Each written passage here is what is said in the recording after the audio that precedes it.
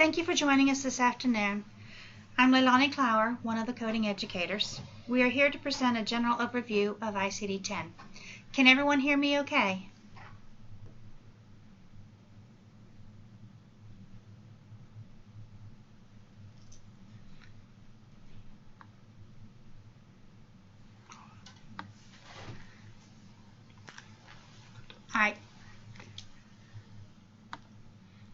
All right, let's go ahead and get started then.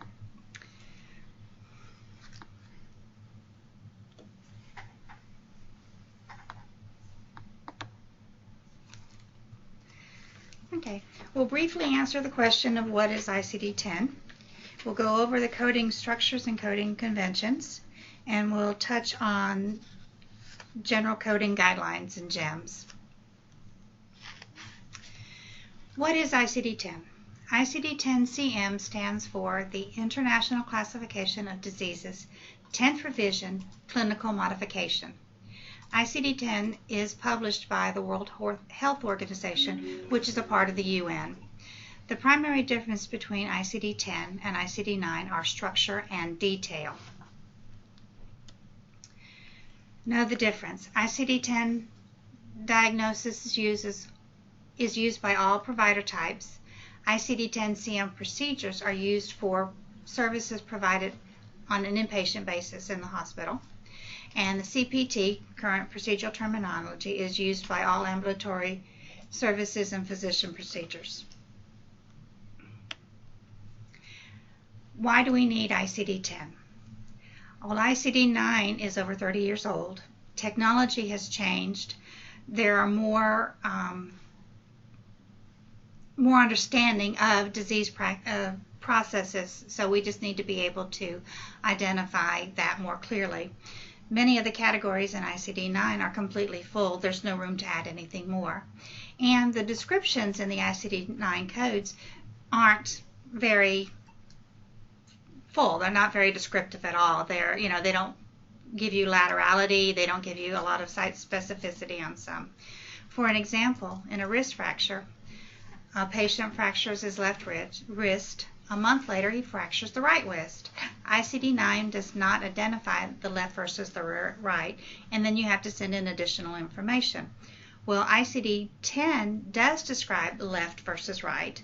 It describes the initial encounter, subsequent encounters, and sequela. Initial encounter is for active treatment during the emergency room visit, the first visit with the orthopedist, any surgical procedures. The subsequent encounters are for routine evaluation and management during the healing process. And the sequela is if there's any issues that resulted from that fracture, pain, calcium buildup, or that sort of thing.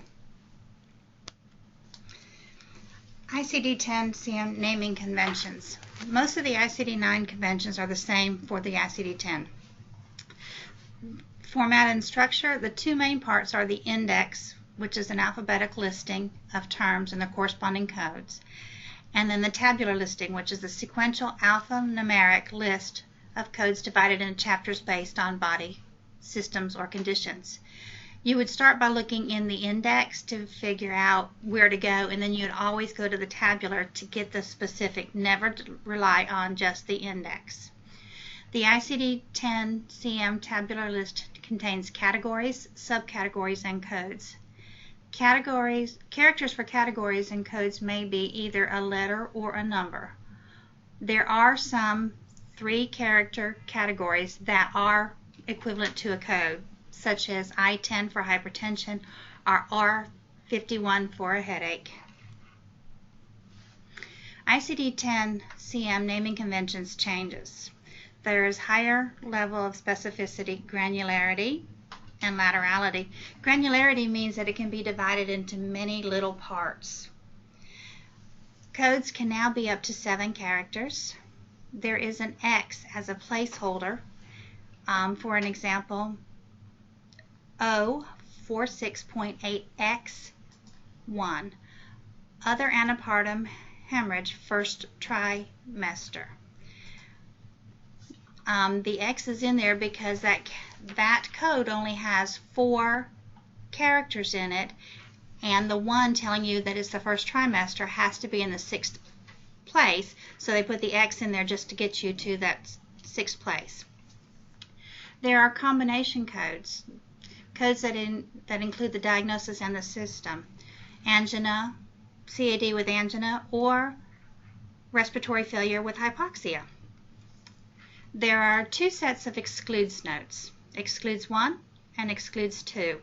Excludes 1 means that the code is not coded with that they are mutually exclusive. You can't have both, so only code 1. Excludes 2 means that the description for the code you're reading doesn't include the description for the other code. So if both conditions exist, you can code both of them. So excludes 1, code only 1. Excludes 2, you may code both. So you may code the 2. Naming convention changes. In ICD-9, codes were 3 to 5. In ICD-10, they're 3 to 7. In ICD-9, most codes started with a numeric figure. In ICD-10, all start with an alpha character. An all alphabet is used except for the U. The character in the 2nd space is always numeric. Characters 3 to 7 could be alpha or numeric. And they're set up like as shown on the screen, categories for the first 3. Then the next 3 are etiology, anatomical site, and severity. And then the X is the extension. And the extension is for stages of healing or for your encounter type.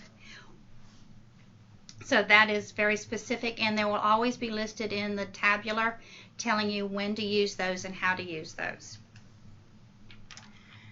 ICD-10 CM conventions. There are abbreviations that you need to be aware of.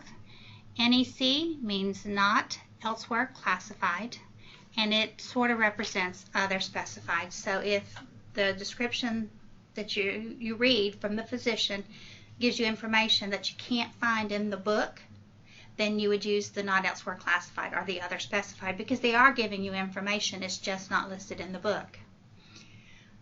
NOS is not other specified, and it's equivalent to unspecified. So if the physician just tells you a headache and tells you nothing else, then you would use the unspecified code. But if he tells you a vascular headache, then you would look for those terms. Typeface, if you're looking in the listing and you see the bold, then you know that's a main term. Italicized is used for exclusion notes, identifies manifestation codes, and manifestation codes should not be listed as a primary diagnosis code.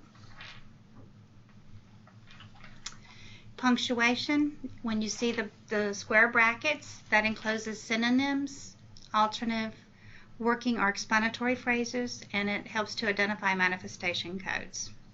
Parentheses are used in the alphabetic index and in the tabular list, and they enclose supplementary words called non-essential modifiers. In ICD-9, congestive heart failure was very specific. Well, in ICD-10, congestive is no longer essential, so you would see congestive in the parentheses.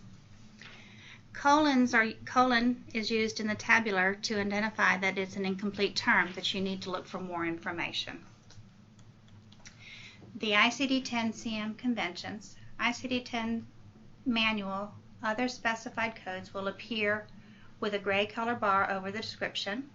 These codes are used when details for the condition or disease are listed in the medical record, but they don't exist in the book. So that the doctor has given you the information, you just can't find that in the book. So then you would use the other specified, and that is the NEC. The ICD-10 manual unspecified codes will have a yellow bar over the code description. These codes are used when the information in the medical record is insufficient to assign a more specific code. These codes may be stated as unspecified or not otherwise specified. These codes should be used for initial visits, but as the patient is being treated, we need to query the physician to get more information, because as the patient is being evaluated, we should be able to get more information and not just leave it unspecified throughout the entire episode of care. What's the difference between ICD-9 and ICD-10? In ICD-9, other and unspecified codes could be identified by looking at the fourth or fifth digit of the diagnosis code. In ICD-9, codes titled other and other specified are usually identified with the fourth digit of an 8 or a fifth digit of 9. In ICD-9-CM, codes titled unspecified are usually a code with a fourth digit of 9 or a fifth digit of 0. In ICD-10-CM, other and unspecified codes, final digits or characters are not consistently identified as 0, 8, or 9. So the codes could be unlisted or unspecified, and it would not necessarily end in 8, 0, 8, or 9, so you need to be aware you can't just rely on those to give you those clues. Some examples are lung disease not otherwise specified in ICD-9, that is 518.89, but in ICD-10, that's J98.4. Unspecified inflammatory disease of the uterus in 9 is 615.9. In 10, it's N71.9, so it does have the 9. Fever unspecified is 780.60 in 9, and in 10, it's R50.9. Unspecified chronic bronchitis in 9 is 491.9, but in 10 is J42. It's just a 3-digit category code. GEMS is the General Equivalency Mapping. It is used as a tool to assist with conversion from ICD-9-CM to ICD-10-CM. GEMS are forward and backward mapping between the two manuals, which means if you have a 10 code, you can also map back to see if it matches to a 9 code, so if it looks familiar to what you're trying to do. GEMS should not be used as a crosswalk because not all the codes have one-to-one matches. So you don't use that as your only tool, you just use it to cross-check yourself.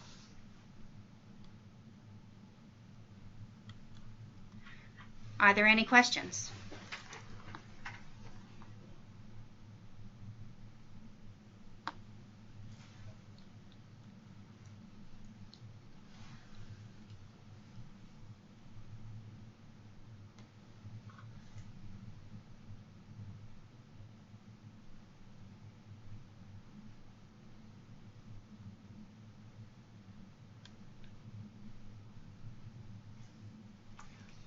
Yes, I see we have a question is, will the slide presentation be sent? And yes, it will be sent out to all of those that have signed in today. Are there any other questions?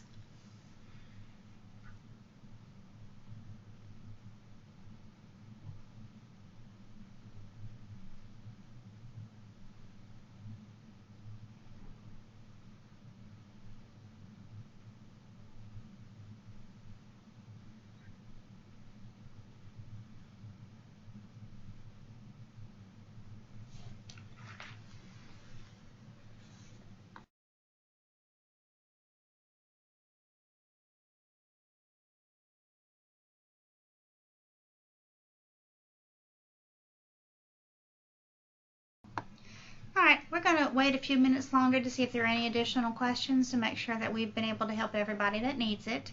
The slides will be sent out. I understand that they are recording this, so I'm not sure when that will be made available, but if it is, we will let you know that as well.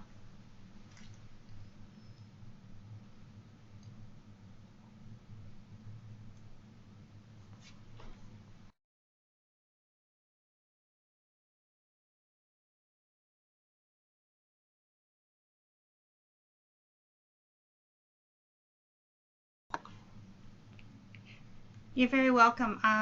Like I said, if there's any questions, please just contact the CEs and we'll be happy to try to help you.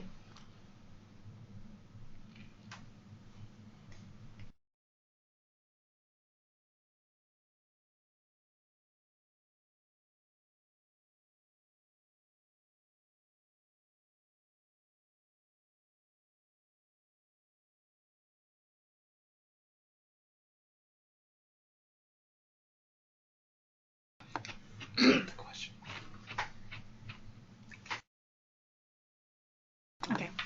All right. I see that we have a question about the X placeholders. When a code has a certain number of characters, 3, 4, 5, and there is an extension that must be used, that extension has to be in the same place. So in the example in the slide presentation was talking about the trimester of the antepartum hemorrhage. That has to be in the 6th position. So if the code only had 3 or 4 characters, you can't put that extension after the 3rd or 4th. It has to be in the 6th place. So you would use the X to go between the end of the code and where the extension must fall. That is for all extensions, whether it be the trimester, the healing phase, or whether it be the encounter type. Hopefully that helps.